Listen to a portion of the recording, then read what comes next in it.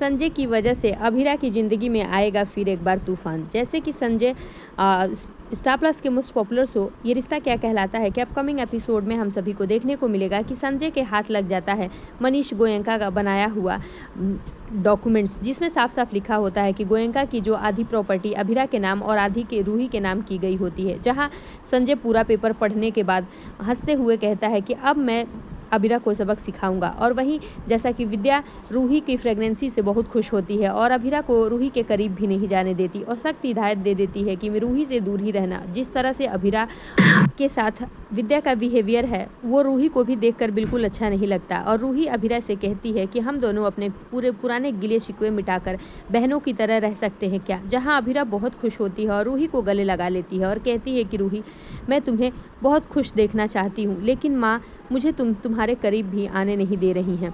जिससे रूही कहती है कि कोई बात नहीं, हम दोनों बहनें हैं और हमेशा बहनें ही रहेंगे।